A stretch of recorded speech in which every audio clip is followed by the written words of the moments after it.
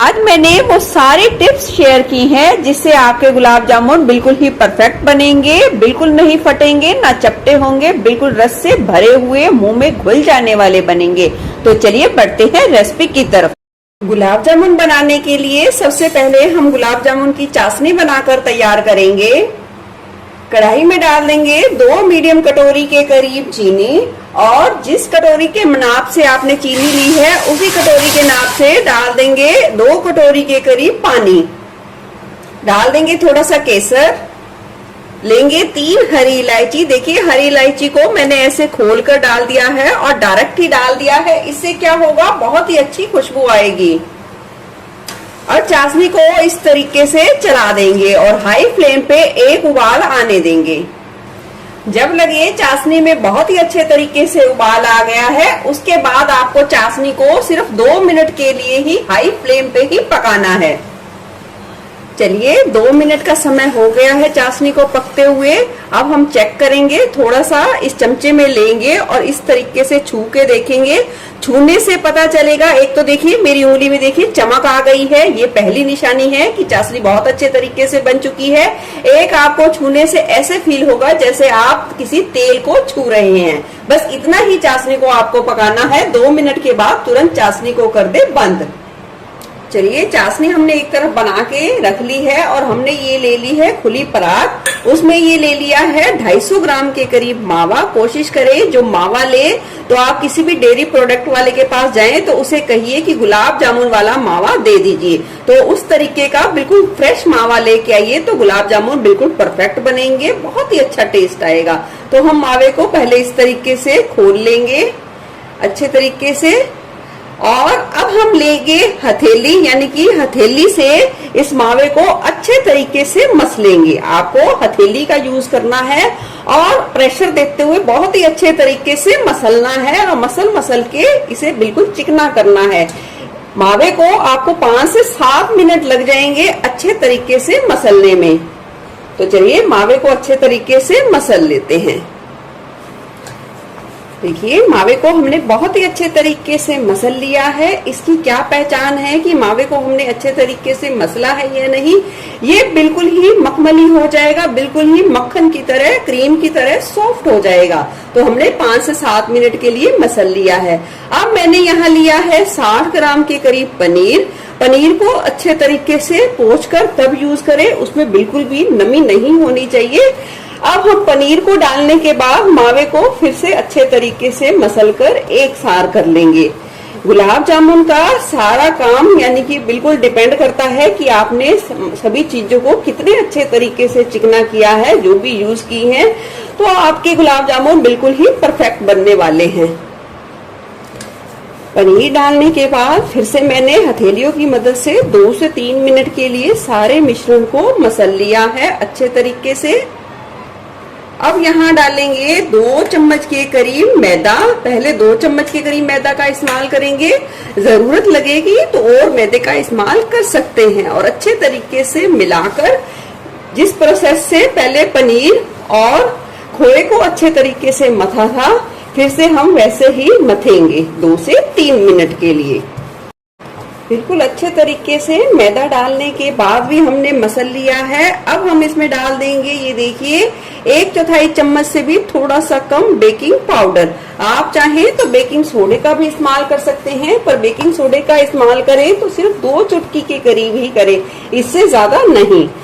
और अब हम सारी चीजों को थोड़ा सा फिर से एक सार कर लेंगे। गुलाब जामुन का डो बहुत ही अच्छे तरीके से बनाकर तैयार कर लिया है। अगर लगे कि डो आपका चिपका हुआ है तो आप इसमें 1 से 2 चम्मच के करीब मैदे का इस्तेमाल कर सकते हैं और फिर से इस सारे मिश्रण को थोड़ा सा हथेलियों की सहायता से मसलकर चिकना कर सकते हैं। अगर लगे कि ये डो थोड़ा सा रूखा है तो आप इसमें 3 से 4 बूंद या आधी चम्मच के लगभग दूध का इस्तेमाल कर सकते हैं और इस मिश्रण को तैयार कर सकते हैं। मैंने यहाँ 2 चम्मच के करीब मैदा डाला था तो लगा थोड़ा सा चिपचिपा है, तो मैंने इसमें 1.5 चम्मच के करीब मैदे का और इस्तेमाल करके इस डो को तैयार कर लिया है। तो चलिए गुलाब जामुन का डो बिल्कुल बनके तैयार है, तो बना लेते हैं गुलाब जामुन। लेंगे थोड़ा थोड़ा सा पोर्शन इस तरीके से हथेलियों में रखेंगे और हथेलियों के बीच में थोड़ा थोड़ा सा प्रेशर देते हुए गुलाब जामुन की शेप बना के तैयार करेंगे। इस बात का आपको ध्यान रखना है कि आप इसे फ्राई करेंगे तो ये साइज में डबल हो जाएगा और चाशनी में डालेंगे तो थोड़ा सा और साइज बढ़ेगा। तो आप साइज का अंदाजा आपको कितने छोटे बड़े गुलाब जामुन चाहिए उस हिसाब से आप खुद एडजस्ट कर सकते हैं। और दूसरी बात, जब भी आप ये बॉल्स बना के तैयार करें तो आप उसमें देखिए कोई भी क्रैक नहीं आना चाहिए। अगर क्रैक है थोड़े बहुत तो आप आटे को थोड़ा सा फिर हथेलियों का प्रेशर देते हुए गूंथिए और उसे बिल्कुल ही चिकना कीजिए। तो चलिए हम इस तरीके से गुलाब जामुन की बॉल्स बना के तैयार करेंगे। चलिए सारी ये गुलाब जामुन की बॉल्स हमने बिल्कुल बना के तैयार कर ली है। तो बढ़ते हैं इन्हें फ्राई करने की प्रोसेस की तरफ। गुलाब जामुन फ्राई करते समय आपको कुछ बातों का ध्यान रखना है। तेल को हल्का गर्म कर लिया है और उसमें बिल्कुल छोटा सा टुकड़ा डाल लिया है मैंने गोल गुलाब जामुन का बनाकर और उसे सेकने के लिए छोड़ दिया है।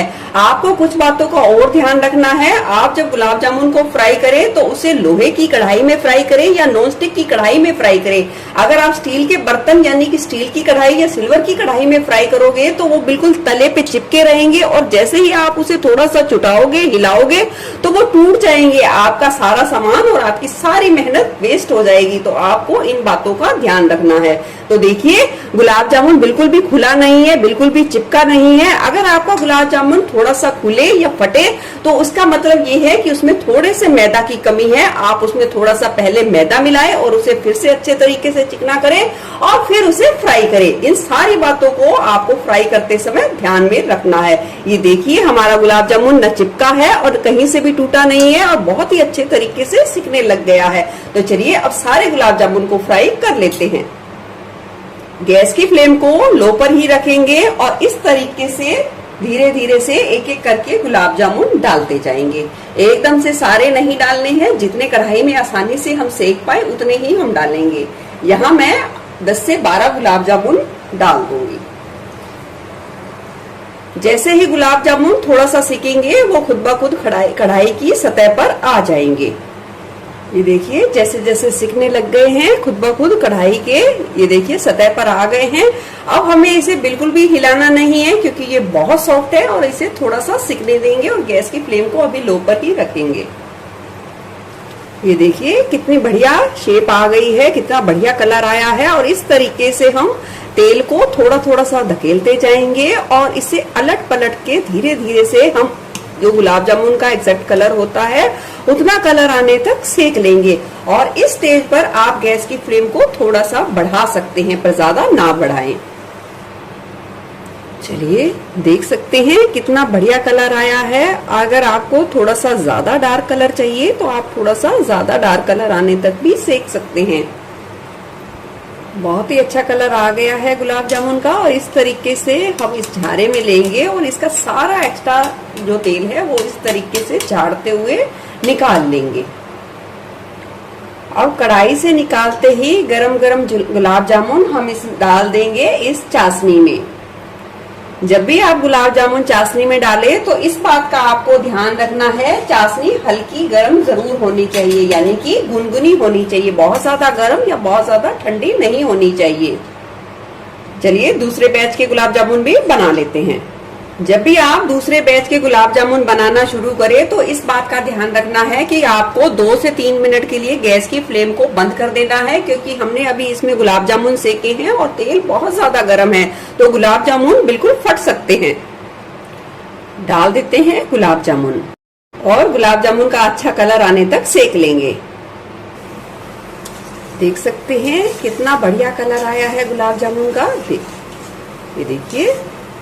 चलिए गुलाब जामुन बिल्कुल बनके तैयार हैं। डाल देंगे गर्मा गर्म गुलाब जामुन चाशनी में। गुलाब जामुन को 4 से 5 घंटे के लिए छोड़ दीजिए चाशनी में और फिर हम इसे देखेंगे और एंजॉय करेंगे और बताएंगे कैसे बने हैं गुलाब जामुन। 4 से 5 घंटे के करीब समय हो गया है और देख सकते हैं गुलाब जामुन कितने बढ़िया बनके तैयार हुए हैं। ये देखिए। तो चलिए अब मैं प्लेट में भी सर्व करके दिखाती हूँ। बहुत ही ज्यादा बढ़िया गुलाब जामुन बनके तैयार हुए हैं, बिल्कुल मुंह में घुल जाने वाले। आप इस तरीके से बनाइए, आपको बहुत पसंद आएंगे और आप इस तरीके से बनाकर बाहर से बिल्कुल भी बना लाना नहीं पसंद करेंगे। इस रक्षाबंधन पे इस रेसिपी को जरूर ट्राई करिएगा और देखिए अंदर तक चाशनी बिल्कुल गई है और देखिए कितने जूसी बनके तैयार हुए हैं। चलिए फिर मिलूंगी ऐसे ही बढ़िया रेसिपी के साथ। Eat healthy and stay healthy. धन्यवाद।